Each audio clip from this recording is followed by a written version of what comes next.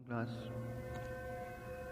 9 class बेटे chapter number 3 topic है status of virus. Virus का क्या मुकाम होता है? स्टेटस कहते हैं मुकाम को, वायरस यानी कि मुकाम, वायरस का क्या मुकाम है हमारे 5 kingdom classification system. Last lecture में आपने सीखा है कि 5 किंगडम क्लासिफिकेशन सिस्टम में हमने बैक्टीरिया को क्लासीफाई किया, फंजाई को क्लासीफाई किया, एनिमल्स को क्लासीफाई किया, ह्यूमंस को, प्लांट्स को, एल्जी को, फंजाई को, तमाम को हमने क्लासीफाई किया। लेकिन वायरस का जिक्र आपने कहीं भी किसी भी किंगडम में नहीं पढ़ा। तो वायरस जो है बेटे ये हमारे पास क्या होता है, बॉर्डर लाइन पर होता है। बॉर्डर लाइन से क्या मुराद है कि ये ना ही नॉन लिविंग है और ना ही लिविंग थिंग्स है। मोस्टली इसे जो है वो क्रिस्टलाइन नेचर की वजह से इसे नॉन लिविंग कंसिडर किया जाता है और इसलिए इसको 5 किंगडम क्लासिफिकेशन सिस्टम में भी शामिल नहीं किया जाता। वो आपसे क्वेश्चन कर लेता है यहाँ पे कि why viruses are not consider in 5 kingdom classification system. तो उसका आपने आंसर करना होता है due to their crystalline nature they are considered as a non-living thing, so they are not considered in 5 kingdom classification system। के इसको आप classification system में इसलिए हिस्सा नहीं बनाते क्योंकि ये क्रिस्टलाइन नेचर का होता है।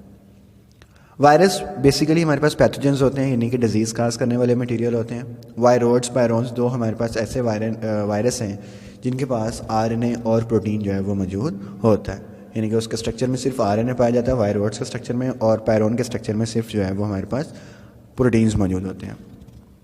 सेकंड, अगर आप नेक्स्ट पेज पे देखते हैं तो आपके पास लिखा हुआ है बायनोमियल नोमेनक्लेचर। बिल्कुल स्टेटस ऑफ वायरस के नीचे लिखा हुआ है बायनोमियल नोमेनक्लेचर। बायनोमियल नोमेनक्लेचर हमारे पास बेटे एक ऐसा मेथड होता है जिसमें हम लिविंग ऑर्गेनिजम्स को साइंटिफिक नेम प्रोवाइड करते हैं। The giving method to giving scientific name to living organism is called binomial nomenclature. Living organisms को साइंटिफिक नेम प्रोवाइड करना, उसे आप नाम देते हो बायनोमियल नोमेनक्लेचर। अब बायनोमियल नोमेनक्लेचर बेटे नाम से जाहिर है कि बाय का मतलब दो होता है, नोमियल का मतलब नाम होता है, यानी कि ये ऐसा मेथड है जिसमें दो नाम मुश्तमिल होते हैं, जीनस और स्पीशीज़ का। लाइक अगर आप एग्जांपल देखते हो होमो सैपियंस, होमो जो है वो हमारे पास जीनस का नेम होगा, सैपियन जो है वो हमारे पास स्पीशीज़ का नेम होगा। कार्लस लिनॉस ने ऐसे जो है वो डिस्क्राइब किया था फर्स्ट टाइम, किसी भी साइंटिफिक नेम जो है वो प्रोवाइड किया था लिविंग ऑर्गेनिजम्स को।